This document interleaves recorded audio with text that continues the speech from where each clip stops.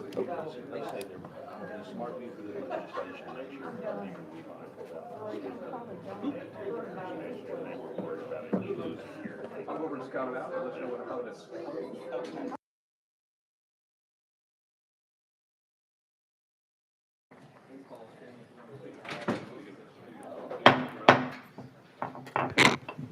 Welcome and good afternoon. Today is Tuesday, March 19th. I hereby call the Insurance Subcommittee to order. Madam Secretary, please call the roll.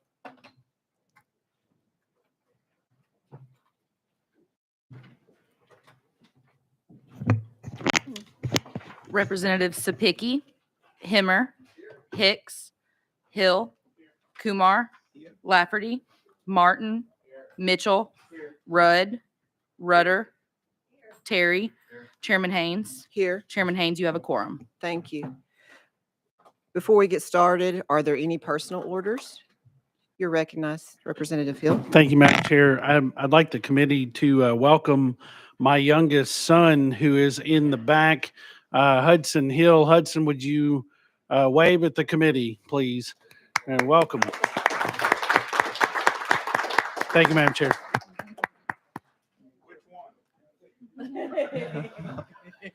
Chairman Martin, you're recognized.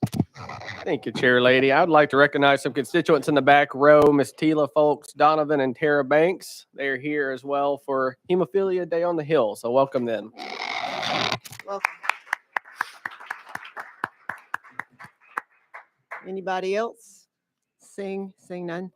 We have 15 bills on the final calendar and one on the special calendar. We will now take up the final calendar. Item number 1 is House Bill 1723 by Chairman Hazelwood.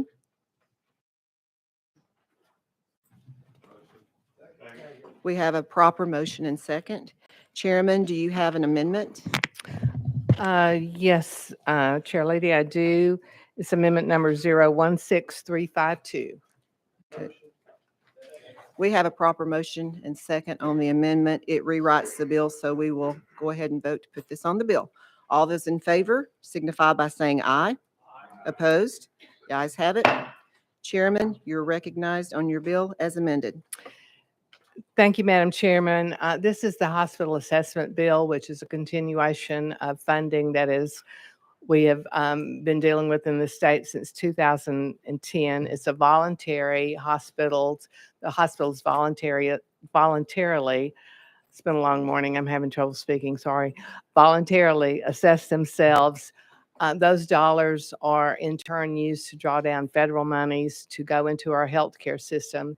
It's incredibly important. These dollars truly mean the difference between doors staying open and doors shutting for a number of hospitals in Tennessee. At this moment, we still have 47% of our hospitals who are operating in the red.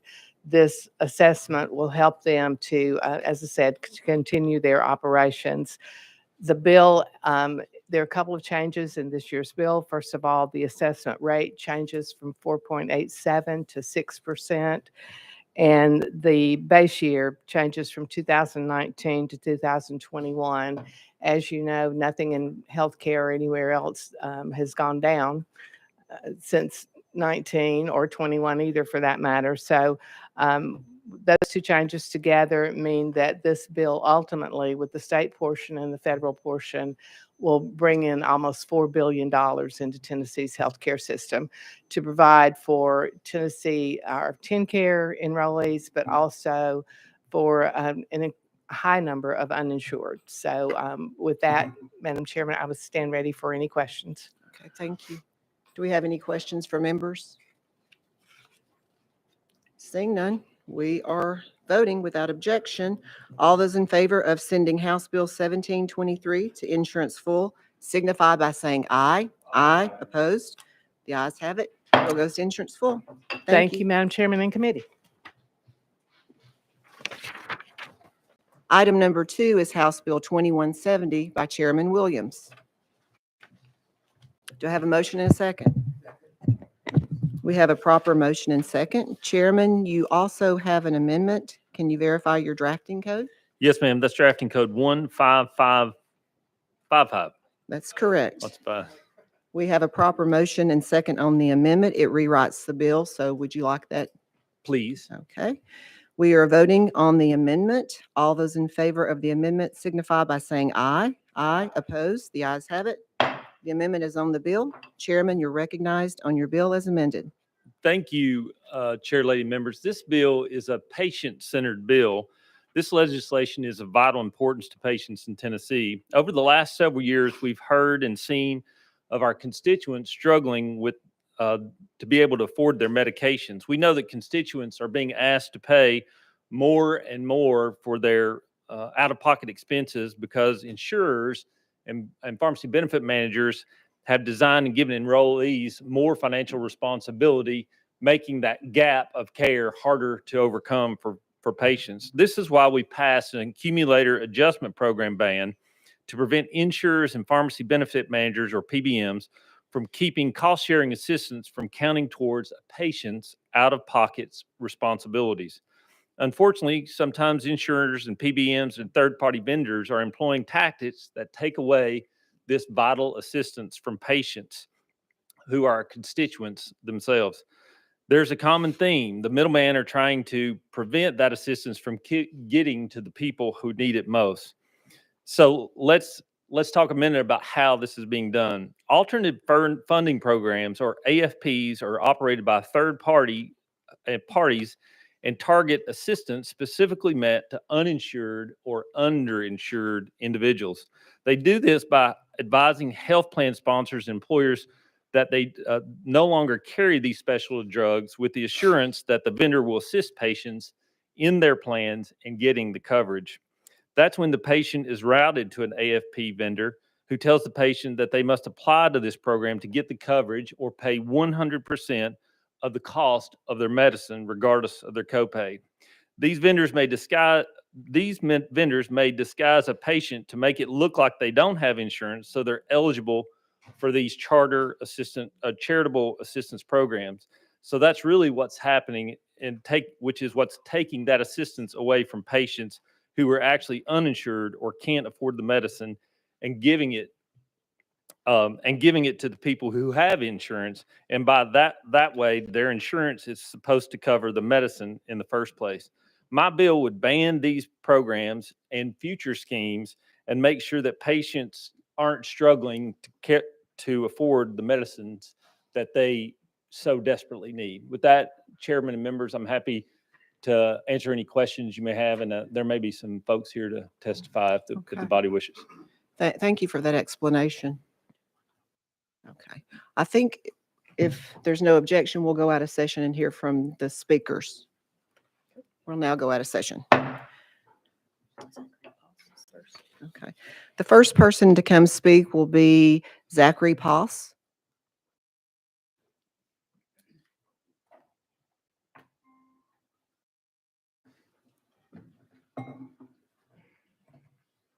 Just please state your name and who you're with for the record, and you have 3 minutes. Thank you very much. My name is Zachary Poss, and I'm with the Pharmaceutical Research and Manufacturers of America. I represent the brand manufacturers of prescription drugs, the innovative companies who are developing life-saving medicines. I'm also a Chattanooga native, been here 18 years, and then I went off to DC to figure out if I could help people. But as a Chattanooga native, I really know how important it is to have reliable access to care. I was fortunate to grow up in a community that had multiple major medical centers. Not every Tennessean has that access. I really want to applaud the representative for introducing House Bill 2170, because it does that. It aims to protect patient access to medicines and builds on the great work the legislature did in 2021.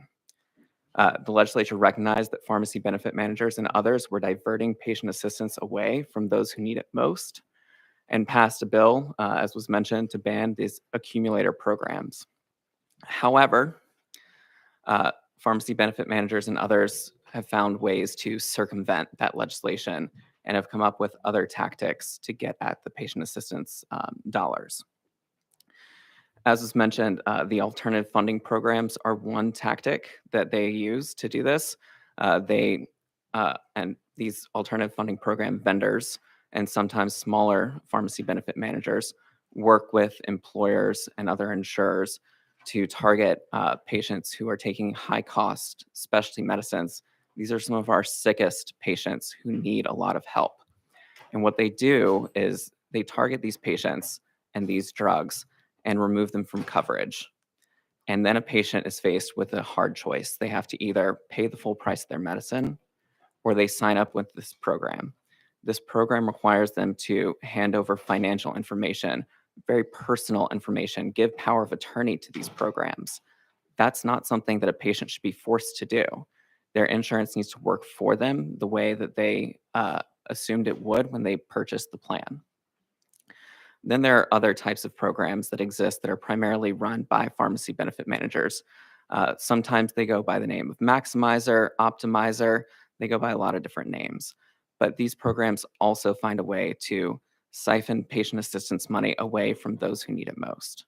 And so this bill, which again, I would applaud the sponsor for bringing it forward, really does the best job at preventing these schemes from taking money away from patients who need it and ensuring that everyone who actually deserves the benefit is receiving it.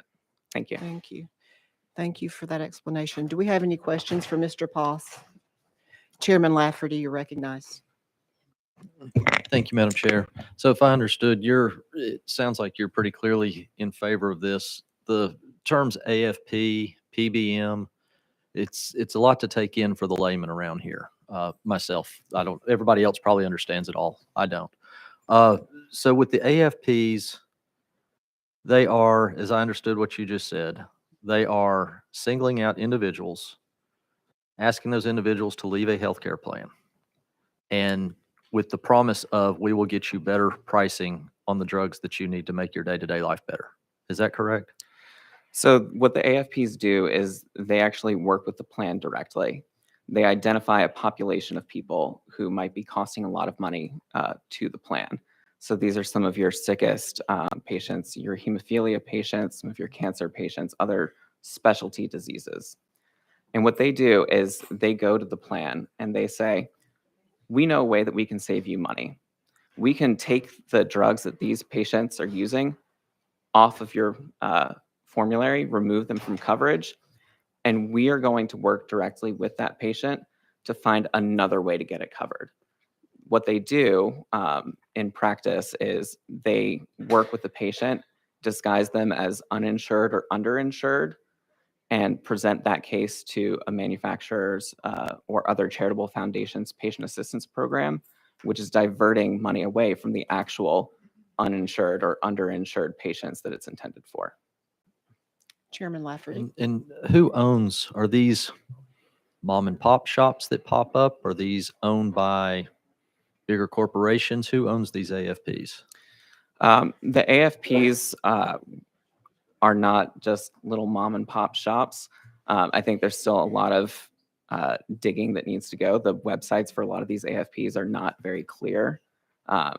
So we don't necessarily know who all the parent companies are, but they're not little mom and pop shops. And then the Maximizer programs, those tend to be some of the working in conjunction with some of the bigger names that you might recognize, like CVS, Caremark, Express Scripts work with these Maximizer type programs. Chairman Lafferty. Last one. Thank you, Chair Lady. Mhm.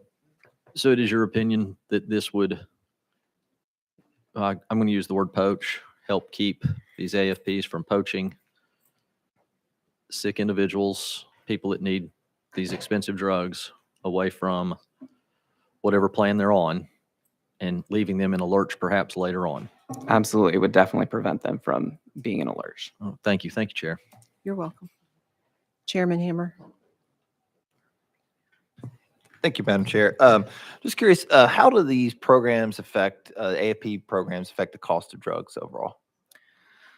So what's happening with the AFP programs, as I mentioned, is that they are targeting these patients that, take multiple medications, have expensive, physician visits, maybe hospital visits as well. And they are taking away this assistance from patients who actually need it, the underinsured and uninsured, and giving it to those patients who have traditional insurance instead. You're recognized. Thank you.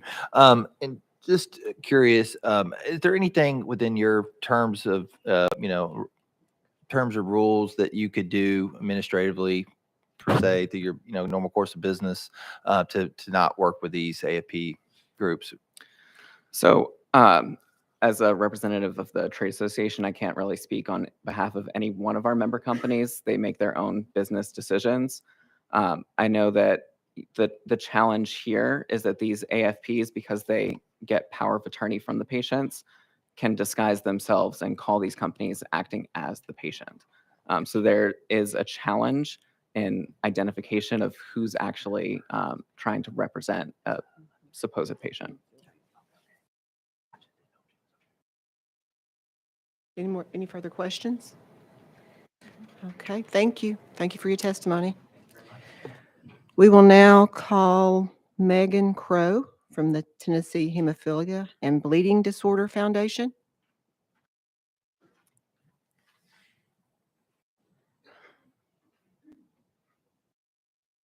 Please state your name and who you're with for the record, and you have 3 minutes. Can you hear me? Yes. Okay. My name is Megan Crow. I'm with the Tennessee Hemophilia and Bleeding Disorders Foundation. Thank you to everyone for having me today. I'm here on behalf of the THBDF Foundation to ask for your support of House Bill 2170. I come to you as a mother of a child with a hereditary, chronic, lifelong disorder that requires specialty medications for him to survive. My son has severe factor VIII deficiency, otherwise known as hemophilia. This means that his blood will not clot without a medication that has no generic alternative. His medication is called Factor. It's an intravenous infusion that's required twice a week for him to live a close to normal life. That means sticking his vein multiple times a week since before he was able to walk. Without Factor, he would be faced with life-threatening internal bleeds that can occur spontaneously and without cause. 50 years ago, the life expectancy for somebody with hemophilia was 11 years old. Today, the average life expectancy is 6 to 10 years less than the average person. The reason for this is because of advances in treatment. Over the past decade, treatment options for those with bleeding disorders has grown from infusing every other day to twice a week to sometimes even once a week.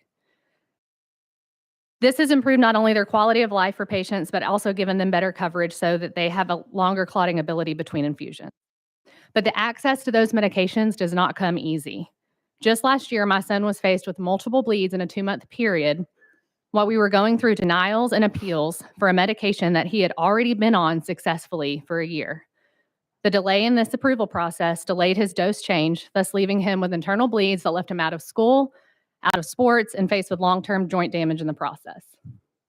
Unfortunately, over the past decade, insurance and PBM tactics have also changed. High deductible plans, higher premiums, and unattainable out-of-pocket maximums have made it extremely difficult for patients to pay for their health care.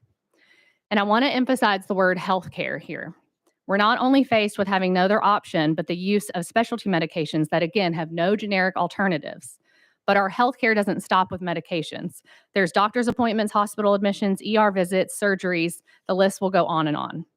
When the money that should count towards our insurance and PBM plan is strategically shifted behind the scenes and paid for, but then does not count towards our deductible and out-of-pocket costs, this means that our healthcare as a whole now suffers, and it becomes unaffordable for the patient. You passed a bill in 2021 unanimously that said any monies paid by the enrollee or on behalf of the enrollee will count towards the patient's deductible and out-of-pocket expenses. House Bill 2170 is now back to address the loopholes that have been made to line the pockets of larger corporations while leaving the patient at risk for gaps in treatment and therefore plainly risking their lives. Copay maximizers, AFP programs, and even third-party vendors who claim to only benefit the patient are in fact just trying to find ways to increase their profit, even if this means hurting the patient in the process. I have personally been affected by copay maximizer plans that take the maximum amount of copay assistance, and that money does not count towards any of my out-of-pocket or deductible costs. We just want to have access to our treatments, and we want to be able to afford them. So again, a bleeding disorder is a lifelong condition that's not going away, and it is life-threatening, and any gaps in this treatment will be harmful to the patient, to my son. So I ask today that you guys vote yes on 2170. Thank you. Chairman Rudd, you're recognized. I just want to thank you, Courtney from Rutherford County. I want to thank you for what you and your husband and your family's done fighting this cause. You've been in my office almost every year since I've been here, and the state could not have a better champion than your family. And thank you for all you do. Thank you, Representative Rudd. Any further comments or questions? Thank you so much for your Thank you. testimony. We will now hear from Mandy Young, CVS. Just please state your name and who you're with for the record, and you have 3 minutes. Good afternoon. Is that on now? Yes. Yes. Good afternoon. My name is Mandy Young, and I represent CVS Caremark. And we have the same common goal that the witness just talked about. Our goal is to provide affordable access and affordable medicines to people that we cover through our insurance programs. We are a PBM. We're a dreaded 3-letter word that everybody loves to hate. But let me make it clear. We do not and did not create AFPs. We do not own an AFP. And we do not understand why they're lumping successful programs that we have created into an AFP. We do have a program for our clients. It's called Prudent RX. AFPs, when they are created, as Zach mentioned, they kick a drug off a formulary, so you become uninsured. So that means you still have insurance, but you just don't have insurance for that drug. Prudent RX is very different. It uses non-needs-based assistance programs that the manufacturers create that are created by pharma, and they're available to anyone, irregardless of financial need. The ones that we are accessing. Prudent RX is an affiliate. It's not an affiliate company. It is a company that we have hired to create this program, and Prudent RX will sign up individuals to fill out the 5 or 6 questions on the website to access the manufacturer's assistance. It does not claim anyone is indigent. It does not encourage anyone to lie. It helps mom, dad, mama to sign up if they don't know about these programs. Prudent RX is not a maximizer. He mentioned maximizers. A week ago, I knew very little about any of these subjects, and me and Google and my client have learned a lot and talked to the experts for our program. What we've learned is that a maximizer will set the copay based on each drug and the coupon that the manufacturer sets up. Our plan does not do that. Prudent RX basically will go to an employer and say, we will help your covered enrollees sign up for these manufactured assistance programs if they are available. We only do it for specialty drugs. Specialty drugs are 2% of the usage and over 50% of the cost. They are life-saving drugs, as the mom from Rutherford County talked about. The Prudent RX program, though, doesn't do it drug by drug and coupon by coupon. It says if someone signs up for Prudent RX, their copay will go to 0. If they don't, the copay is flat, either at 10, 20, or 30%, depending on what the employer picked. Over the last year, in 2023, Prudent RX saved the insured $123 million across this country. That is not money that to be slouched at, and it helped the consumer, the insured, get the same drug that we're talking about. Once Prudent RX uses those coupons, which are available on the manufactured assistance, they don't ever charge a copay for the rest of the plan year. So if I'm on it and I lose my coupon, my copay could change, but not under Prudent RX. It would stay at a $0. That helps access and medication adherence. We offered the pharma companies 3 to 4 amendments to allow our program to continue, because it's not a maximizer and it's not an AFP. And we have been told no. And our program doesn't change the formulary. It basically says if you sign up for this program and get access to these coupons, which are not all indigent based, then we will give you a $0 copay. What you do when you pass this bill is you are taking money away from those insureds that Prudent RX works with in this state. I don't lobby for Prudent RX. I lobby for CVS Caremark. We offer this to our employer plans across the country, and you are going to take away that tool. No state in the country has passed this bill. Not one. So you need to know that when you do this, you could make it more difficult for some of your constituents to get their pharmacy prescriptions filled solely because pharma doesn't Thank want them you. to use the Your 3 access. minutes is up. Thank you. We have questions from members. Representative Himmer, you're recognized. Just curious, how much savings was Prudent RX done for your members? It was 116 million last year. I misspoke and said 123. It was 2023 and 116 million. And if you're not a You're recognized. if you're not a maximizer or an AFP, what would y'all categorize yourself as? We're an add-on to help the consumer get access and the employer to save money on their benefit. Any further questions? Chairman Lafferty.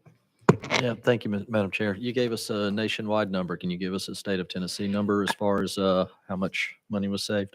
I would love to, Chairman Lafferty, but I haven't gotten that number. I have asked for that number and hope we'll have it between now and then. Thank you. It depends, if I may, based on how many employers would be in Tennessee, and I don't have that number either that are accessing this plan. It's a choice by the employer to offer this. Thank you, Chair. Any further questions? Chairman Rudd. You had mentioned your particular plan been looped in with AFPs.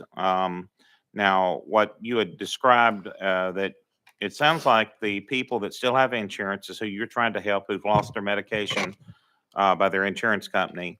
Or explain that, and also explain why you feel your particular, either by accident or on purpose, have been targeted to be in the bill. I believe that, 2 questions there, Representative Rudd. I believe we are a part of the bill because they've got very broad language that wants to stop any programs that help the consumer that's not their program. And we help people sign up for their manufacturer assistance programs when they call and join Prudent RX through one of their paid employer plan. All right. As it relates to the Prudent RX doesn't kick any drug off the formulary. The formulary does not change. All that changes is the copay. And the copay, if you sign up for Prudent RX, will be 0.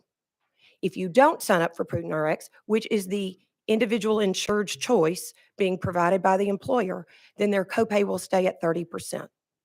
So it is a choice of the consumer, but we offer to help them through Prudent RX to sign up for those programs. And Prudent RX is an outside company that we contract with at CVS Caremark to provide a benefit to our consumers. What has happened as pharma has created life-saving blockbuster drugs is those drugs and the cost of those drugs are incredibly expensive. Again, 2% of the usage of drugs is over 50% of the drug spend. So that is and they're very expensive. And that way it is expensive to your employer who is paying for the plan through us. There's only so much dollar, so we have to juggle that. So anytime we can seek savings, we do. It is my understanding, I think pharma testified last week in the Senate, that they offer $16 billion worth of manufacturer coupons. That's a lot of money. But imagine what they made on those $16 billion worth of coupons. Our program keeps the insured on the name brand drug or the specialty drug that they have chosen. That it increases medication adherence. Cigna has a like program. Their program, inside study that they've sent a letter to Congress, kept medication assistance, increased it by 16%, which is what pharma wants us to do. They want us to keep that drug, that person on that very expensive drug, and we do by having a 0 copay once they use a coupon. Chairman Rudd. Oh, that's all. Thank you. Okay. Chairman Kumar, you're recognized. Thank you, Madam Chair. Thank you, Ms. Young. It's a confusing landscape, having spent a lifetime in healthcare, but these things have developed rapidly over the last few years and last few months. And I still feel some basic questions that come to mind. One, a person signs on to Prudent RX as an add-on to their existing insurance? Yes, sir. They do not have to give up their existing insurance to sign on? No, sir. And they if this, the reason they're signing on is that certain medications would be less expensive or complimentary. Yes, sir. So it's an assistance program. Yes, sir. Okay. And how does Prudent RX make money? I don't know, Representative Kumar. I'm assuming that they're selling their service to the business and to, the people that sign up for the program. I do not know. I don't represent them. Well, there has to be a catch there somewhere where Prudent RX is going to, make money. We don't know how they do that. And if a person who has regular health insurance uses Prudent RX to purchase their medication, they do not lose their health insurance, and the health insurance is not angry with them. That's correct. Let me also say that I believe, and I've studied the Prudent RX website. It's confusing at best for me. But the average person can sign up for these manufactured assistance programs without Prudent RX. All right. So any of you that are insured today could sign up for AbbVie's manufactured assistance program and answer the questions truthfully. What happens is a lot of consumers do not know that those coupons and assistance programs are out there and don't know to sign up for those. And there are only 4, each one of them has separate rules. And we've studied a few of those websites, whether you can access them, whether it's based on indigency, whether it's based on, higher deductibles and the like. But what's important is that we are at Prudent RX are helping our insureds access a program that if they knew about, they do on their own, so they could save the money. And that's all we do is facilitate that, or that's all Prudent RX does on behalf of CVS's clients. Chairman Kumar. And is there a copay with Prudent RX if a person purchases drug through them? Is it a what, sir? Is there a copay? If it's through a CVS program with Prudent RX, their copay is $0 for the time in which they receive the coupon and after until the insurance year is over. We keep their copay at $0. What is the relationship between CVS and Prudent RX? Contractual, as far as I know. I have not seen the contract. But you do have a contract with them. That is my assumption, Representative Kumar. And we don't know the details of that. No, sir. Okay. I did ask if we owned them, and we do not. Well, thank you. Thank you for clarifying. Again, it's a confusing landscape. Thank you, Madam Chair. Thank you. Chairman Martin, you're recognized. Thank you for testifying. Is Prudent RX currently available in Tennessee? I'm getting confused on that aspect of it. It's a very good question. I can only tell you it's not available for the state plan currently because you have to be able to do the copay accumulator according to the law that you guys passed 2 years ago that's been talked about quite a bit. That was not an option that you could do under one version of Prudent RX through CVS. That is a version that is available now, but the state has not yet taken advantage of it. Chairman Burke. Any further questions? We will now go back into session. Thank you. Chairman Williams, you're recognized. Thank you, Chairman and members. I know difficult discussion. What's happening is there is a gap between what the coverage expectations are from the patients and how the cost of those accumulate over time. And the byproduct of that is our patients and our constituents across the state are having to pay more out-of-pocket expense than they would typically have to pay. I'm glad to hear that there are no contractual, there's a contractual relationship between the two, and that they aren't behaving in the way that some of those are. But you heard from the testimony today from the lady from Murfreesboro and her family about the challenges associated with this type of program. And with that being said, I'm happy to answer any further questions the members might have and appreciate possibility of your support. Thank you. Any questions from members?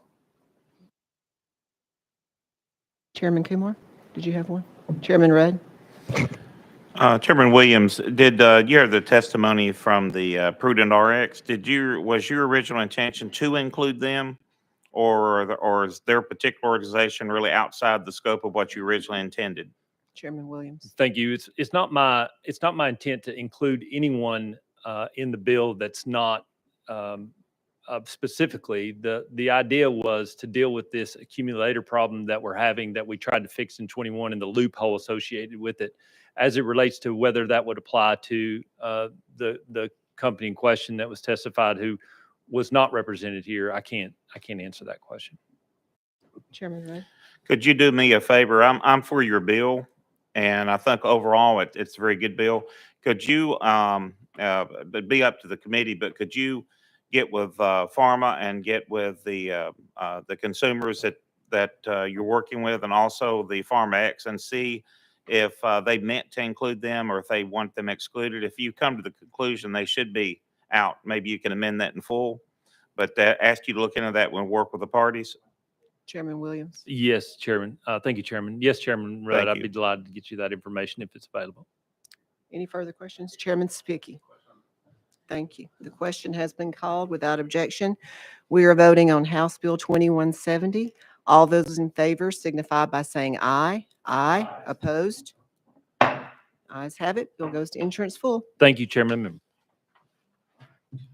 Item number 3 is House Bill 2701 by Chairman Littleton. I do not see her. We will roll that to the Hill. Item number 4 is House Bill 1650 by Chairman Whitson. We have a proper motion and second. Thank you, Chair Lady. And I do have an amendment that makes the bill. Okay. And I show amendment drafting code 014688. Do we have a second? We have a motion and second on the amendment. It does rewrite the bill, so we will vote to put the amendment on the bill. All those in favor signify by saying aye. Opposed?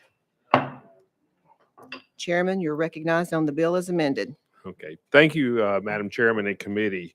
In 2014, the General Assembly passed legislation that basically took executive power away from the governor to make any decision or obligate the state of Tennessee in any way with regard to the expansion of optional enrollment in the Medicare, a medical assistant program, also known as Medicaid. Excuse me. House Bill 1650 is not a Medicaid expansion bill. It would be a pathway to build on the outstanding success of the Katie Beckett program and the benefits of the TennCare 3 shared savings waiver legislation.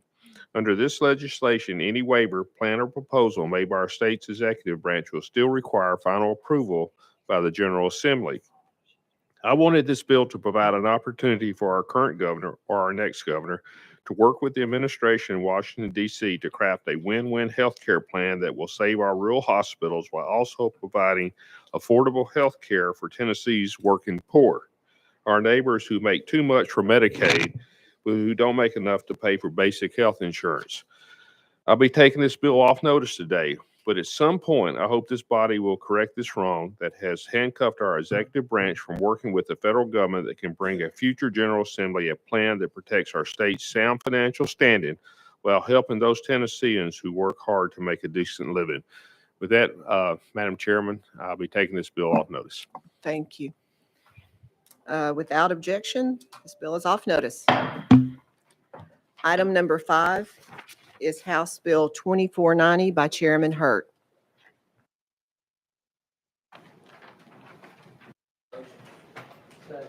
We have a proper motion and second. Chairman, you're recognized on your bill. Thank you, Madam Chair. House Bill 2490 is the Save Rural Ambulances Act. This act is a crucial step towards preserving access to ground-based emergency medical services in Tennessee's rural heartlands. This act is not just about saving ambulances, it's about preserving the lifelines of our rural communities. Ground-based rural ambulance services are operating at a loss, with some facing annual deficits of up to $1.2 million, solely due to outdated reimbursement rates.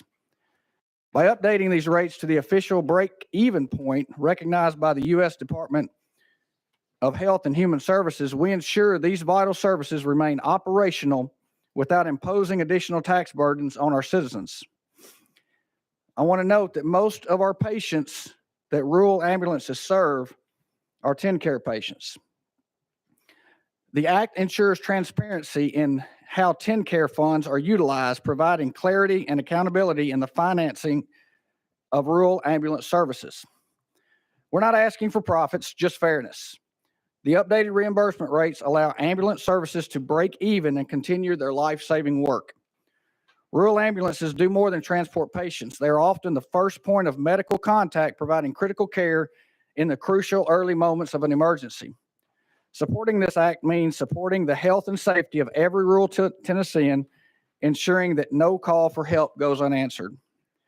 The Save Rural Ambulances Act represents our collective resolve to uphold the health and well-being of all Tennesseans, no matter where they live.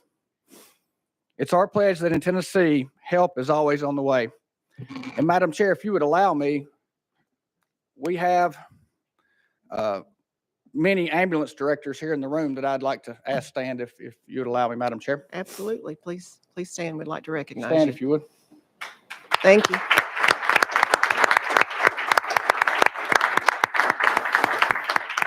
Thank you for your service.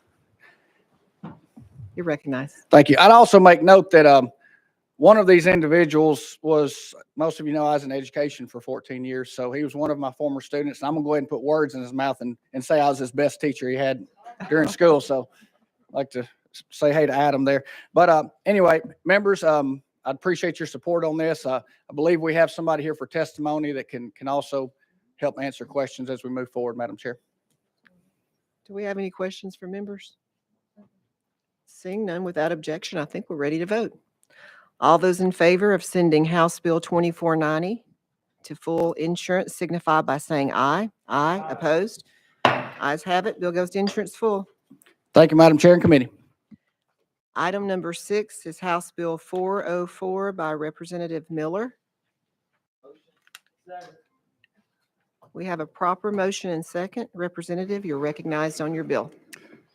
Good afternoon. Thank you, Madam Chair Lady and members of the committee. House Bill 404. What the bill does. Mr. Chairman, House Bill 404 would repeal Title 71, Chapter 5, Part 126.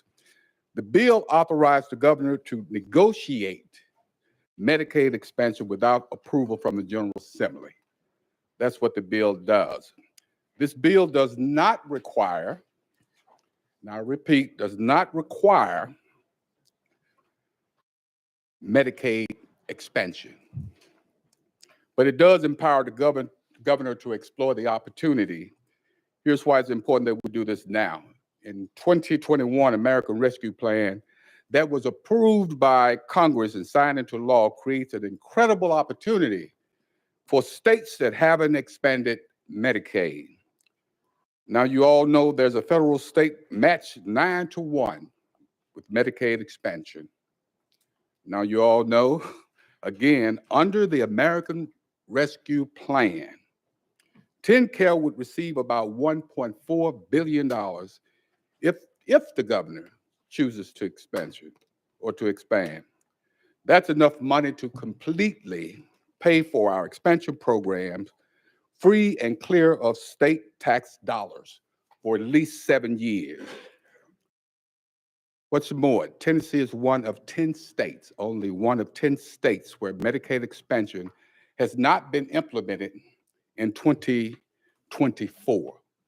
Currently, the state of Mississippi is having serious conversations about Medicaid expansion. I think that the House in Mississippi overwhelmingly passed Medicaid expansion. They may still be in negotiations in the Senate, I'm not sure. Because the state has rejected Medicaid expansion under the ACA, Tennessee missed out on $22.5 billion in federal fundings from 2013 to 2022. If the states were to expand Medicaid, at least 330,000 people would gain access to coverage. Not only would we get insurance to working families, these funds could also be used to boost provider rates, which are a major problem, or we could even enhance coverage options. The clock is ticking. The offer includes doesn't last forever. Madam Chair, members of the committee, when Senator Yarbrough broadened the legislation, I kind of thought, well, this is certainly be an uphill battle. This is something we've been talking about and trying to do for the last several years. But this bill, again, only gives the governor the opportunity. It doesn't expand Medicaid, but it gives the governor the opportunity in which he would not have to come back to the General Assembly for any type of discussions with the federal government. With that, Madam Chair Lady, and I understand this is your last meeting, correct? Yes. Yes, yes. I think in the Senate, Senator Yarbrough, I think he's going to have the bill on the calendar this afternoon. I think it's about number 69. Chances are may not even get to his particular legislation or bill.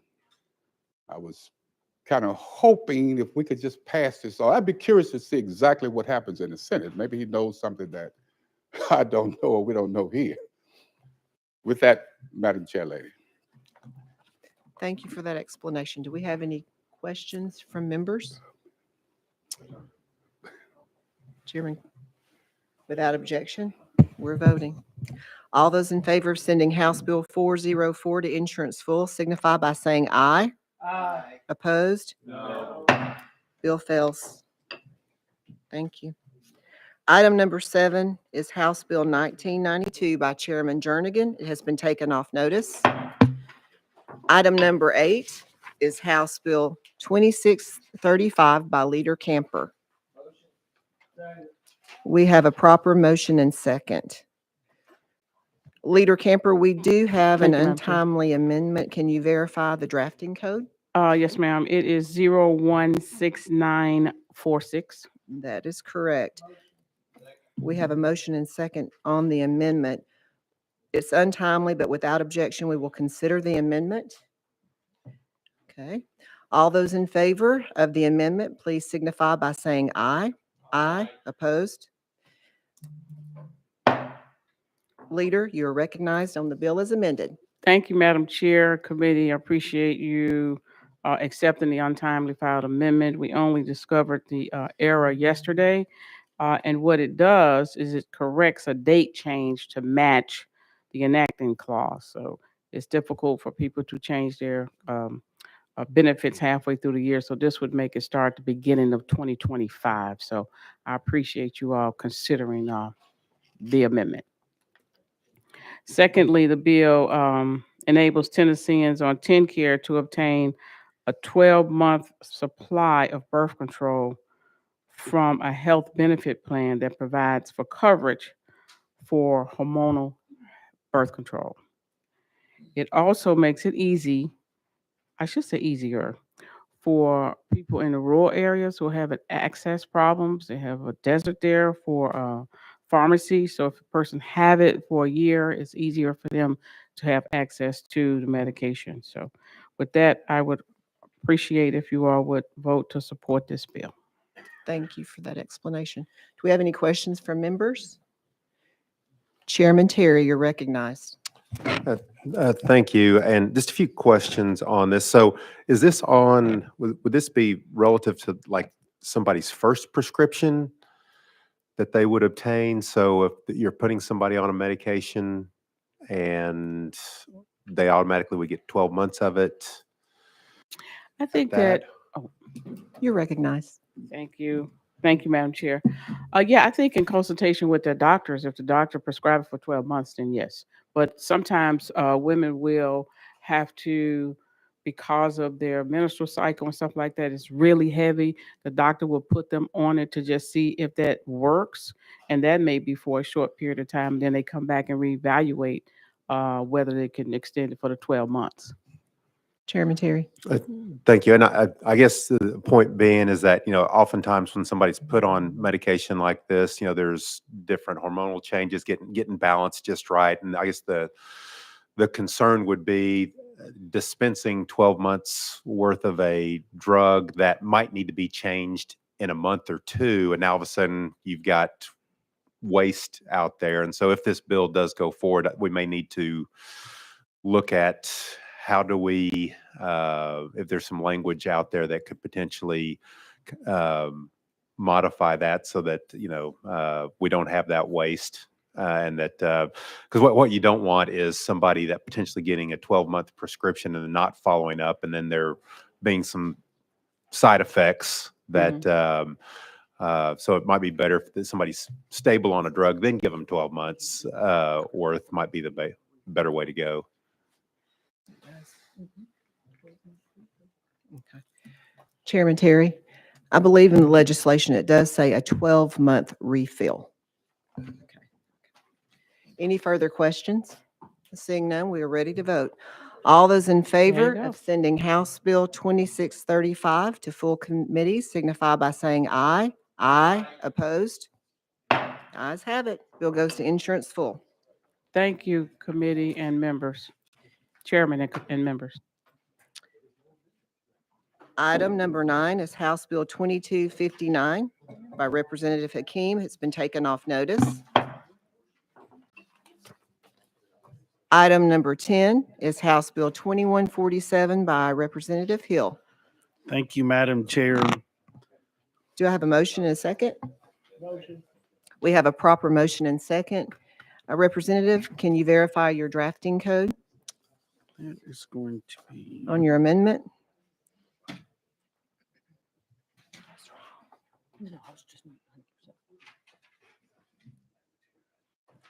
Oh, you don't have it? He doesn't have his drafting code. Yes, Madam Chair, it's 013830. I have 15284. You're right, Madam Chair. I had that mixed up with Okay. another piece. That's perfectly all right. It does rewrite the bill, so we will go ahead and vote on the amendment. All those in favor of the amendment signify by saying aye. Aye. Opposed? The amendment is on the bill. Chairman, you're recognized on the bill as amended. Thank you, Madam Chair.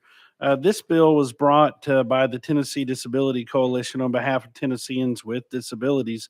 The bill simply aims to speed up the process by which a person may obtain repairs for a broken or malfunctioning wheelchair. Currently, a wheelchair user must only receive repairs through an authorized technician working for a wheelchair supplier or risk voiding the chair's important warranty. This process can be excessively time-consuming, which prevents wheelchair users from going to work, doing errands, or being in the community. This bill establishes 2 new additional means of obtaining wheelchair repairs.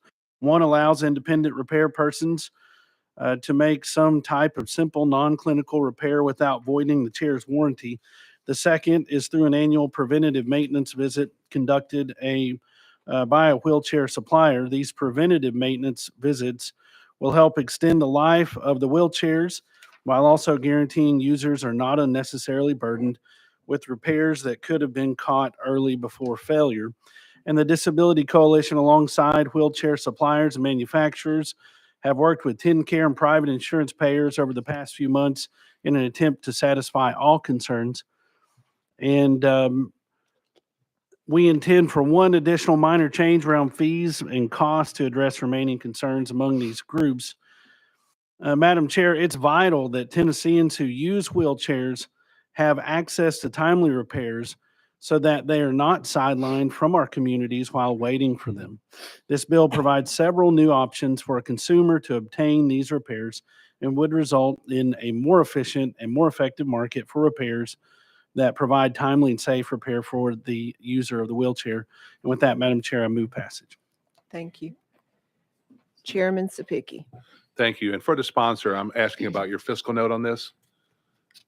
It seems a little low that there's only $9,000 worth of repairs in the state of Tennessee on wheelchairs. Representative Hill. Thank you, Madam Chair. As far as the fiscal note is concerned, I can only defer to what's on the paper, so I can't say for sure. Chairman Sapicki. If this bill does pass, could you just follow up with fiscal to make sure it's accurate? So if there are more money there, we're not shortchanging the bill. Absolutely. Thank you, Chairman. Any further questions? Chairman Rudd. I may be wrong. I think Representative Hill, when he was explaining it, I believe he had indicated, and I'm not sure, you might check on this, but I believe this is still like parts that are covered by insurance, but he can choose another vendor outside insurance. So I would assume for about the same price that he can get it quicker. It's just allowing him to go outside I guess the normal coverage vendors that the insurance will provide. I think that's what he was alluding to when he talked to me about it a couple of months ago, Representative Hill. which would explain why there's not a physical note impact. Yeah, thank you, Madam Chair, and thank you, Chairman Rudd. That's a better explanation than I could have provided. Any further questions? Seeing none, without objection, we're ready to vote. All those in favor of sending House Bill 2147 to insurance full signify by saying aye. Aye. Opposed? Ayes have it. Thank you, Chair. Thank you, committee. Item number 11 is House Bill 2148 by Representative Hill. It's been taken off notice. Item number 12 is House Bill 1984 by Chairman Martin. We have a proper motion and second. Chairman, you're recognized on your bill. I believe that one was taken off notice, correct? Which one did you go to? It's okay. It is off notice. Okay, perfect. Thank you. Item number 13 is House Bill 2076 by Chairman Martin. We have a proper motion and second. I see you have an amendment. Can you verify your drafting code? Yes, Madam Chair. It is Amendment 015357. Okay. We have a proper motion and second on the amendment. It rewrites the bill, so let's go ahead and get that on. All those in favor of the amendment signify by saying aye. Aye. Opposed? Chairman, you're recognized on the bill as amended. Thank you, Madam Chair and Committee. This bill was brought to me this summer by the Tennessee Medical Association in regards to recoupment and how long that process was taking. It's been more than 2 decades since this recoupment process and statute has been updated. And I believe that, especially with advances in technology, recoupment can be done more efficiently and transparently. I'm also very glad to say that TMA and the providers have actually agreed upon, or the providers and insurers have actually agreed upon this legislation and this language as amended. I applaud both sides for working together and coming to a solution for this. As amended, there are 5 main provisions that go into this. It provides that the healthcare provider has 15 months to request corrected payment made on a claim, and the health insurance carriers have 15 months to recoup that incorrect payment made to the provider. Number 2 requires health insurance entities to give 30 days advance notice to the provider if it intends to recoup monies, and requires notices to contain detailed information specifying the reason for the recoupment. Number 3 provides that the future claim reimbursement to the healthcare provider may not be withheld until all recoupment appeals have been exhausted. Number 4 establishes that a recoupment may only be for the overpayment amount and not the entire claim amount. And 5, that the insurance companies can no longer use exploitation practices to determine the amount of the recoupment. With that, committee and chair lady, I stand ready for question. Thank you. Do we have any questions from members? Seeing none, without objection, we will vote. All those in favor of sending House Bill 2076 to insurance full signify by saying aye. Aye. Opposed? Ayes have it. Bill goes to insurance full. Thank you, Madam Chair and committee. Okay. We'd like to go out of order and take up item number 3, House Bill 2701 by Chairman Littleton. We have a proper motion and second. Chairman, you're recognized on your bill. Thank you, Madam Chair. This bill came to me from some of the ERs. They're having patients that stay in the ER anywhere from 4 days to the last time I heard one of them was 6 weeks, but now I'm finding out that it's happening in the hospitals as well. So I think we need to work on this with some other, I've had a lot of people come up to me saying that it's a good bill, but we need to work on it and include some other people. So I'm just going to take this off notice and work on it next year. Thank you. So, yes, thank you. Thank you. Without objection, we will take House Bill 2701 off notice. Going back to item number 14, House Bill 2857 by Representative Hill. We have a proper motion and second. Chairman, I believe you have an amendment. Thank you, Madam Chair. Now, 013830 is the amendment that I have. That's correct, and it rewrites the bill, so we'll go ahead and vote on this. All those in favor of the amendment signify by saying aye. Aye. Opposed? The ayes have it. You are now recognized on your bill as amended. Thank you, Madam Chair. Currently, a patient that utilizes Tennessee's provider-based telemedicine statute must establish the relationship with an in-person visit, but the patient is also required to have an in-person visit every 16 months to maintain that telemedicine relationship. This bill eliminates the requirement for patients to see the provider in person every 16 months, so Tennesseans will have greater access to providers that are not in close proximity. And removing the requirement does not prevent a provider from requiring a patient visit in person first or any other visit for that matter. And under this model, a provider can use his or her judgment as to whether a patient needs to have an in-person visit first and at what frequency to follow. And that, with that, Madam Chair, move passage. Do we have any questions from members? Chairman Sapicki. Thank you. And so I'm looking for some clarification here. So a patient is sick and they still have to go see their doctor first to take advantage of telehealth. And I'm assuming that's still correct. You're recognized. Thank you, Madam Chair. That's correct. Chairman Sapicki. Okay. After that initial visit and diagnosis, then after those, they can use telehealth to do updates with the doctor on that visit that they had an ailment on. Is that correct? You're recognized. Thank you, Madam Chair. That's correct. Okay. Chairman Sapicki. Now, moving forward, you're removing the point that says every 16 months they have to have some type of interaction with the doctor. Is that correct?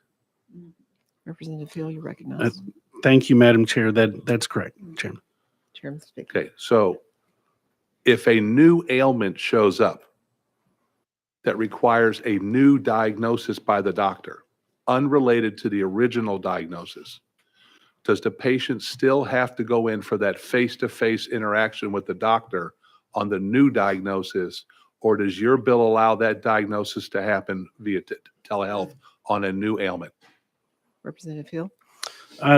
Chairman, that's a really good question. My understanding is that would fall back into the discretion of the provider. And so if there was in the hypothetical that's been presented, as best I understand it, if the provider found a potential new ailment or a cause for concern, it could be anything, they could require or request that the individual come in for an in-person visit if they saw that was necessary for the health of the individual. Chairman Sapicki. So the reason why I'm asking this is we had a lengthy discussion on this bill when it came before this committee before about the importance of that interactive visit on diagnosis of a physician who is able to lay eyes on a patient on an initial diagnosis so potentially something doesn't get missed, a mental health issue or something other that is being exhibited by the patient. Is there a way for us to go and ask legal about this bill, Madam Chairman? Is if that requirement is being removed in this legislation about that initial visit required for a new ailment?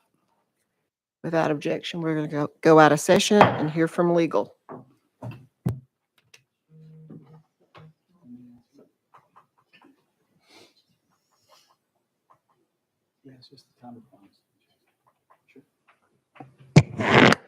Thank you, Matt Money from legal. I don't think there's any clarification as to that in the existing statute or as it's been amended here, because the only thing we're doing is removing that 16-month time frame where they have to come back, but it just says provide healthcare services without any modification of that language, so it's not clear. I think the sponsor's interpretation is correct, that it would be up to the provider to determine whether he needs to see the person back in the office rather than treat him through telehealth. Chairman Sapicki. So question of legal is, under that interpretation you've just given me, I could go in for flu symptoms today, be treated by the doctor, use telehealth after that, come back to that telehealth doctor via telehealth and have multiple issues that have come up with my health, and that doctor would never be required to actually lay eyes on that patient face to face. Is that correct? I believe that's possible, and I also believe that's possible under the existing statute during that 16-month period, because that's a significant amount of time, and a lot of people do go back for different things within a year, year and a half. Chairman Spooky. But currently, the way the law is written, they would have to reestablish that 16-month face-to-face interaction with their physician. That's correct. Thank you, Madam Chairman. Chairman Terry, do you have a question for legal? We're back in session. Chairman Terry, you're recognized. Thank you. And maybe this could bring some clarity to that. Some of the office visits, there are different levels of E&M codes that you have. And so some of the things you cannot do over telehealth. And so if it is a issue in which you have to make a diagnosis, which is going to require you to be like a level 4 or 5 visit, that's going to have to be in person. And that would be the standard of care that that physician would be providing. And so they would have that person come in to do that anyway. And so I think based on the standards and how the codes are, it probably would already be covered. Chairman Kumar. I agree. I think if a new condition comes up, depends on the nature of the condition. Some of them may be treated with the telehealth as an ongoing relationship between that physician and patient. On the other hand, certain conditions have to be looked at, or the patient has to be examined for it. I think that would come in with the routine and practice of medicine, where a physician will determine, is this a situation that I can treat on telehealth, or do I need to see this patient 16 months or not? Thank you. Any more questions? Seeing none, we are voting on House Bill 2857.